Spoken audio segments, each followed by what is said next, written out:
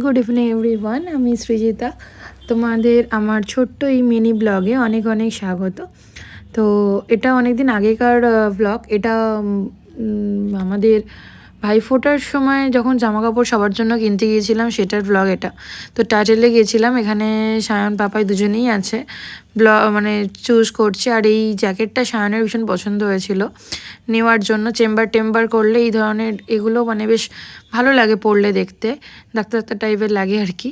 আর এইখানে কয়টা বাজি কেনা হয়েছে, এটা আমার দাদার ছেলের জন্য, যেটা আমি বাড়ি নিয়ে যাব কালকে।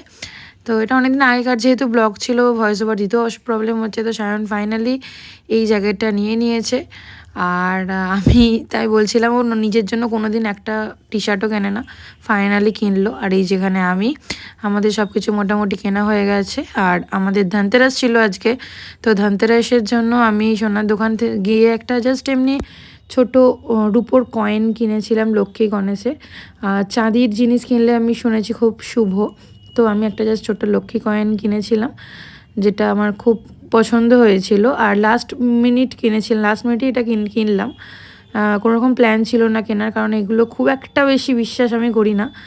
আর ব্যালকনিতে যেহেতু লাইটস দেব, তো তাপস এইগুলো বের করে রেখেছিল আগের বছরের লাইটস, এগুলো আমার। তো তাপস কে বা কী বা আমরা কীভাবে কারা কারা থাকি বা আছি, সেটা আস্তে আস্তে তোমরা ব্লগ ফলো করলে জানতেই পারবে।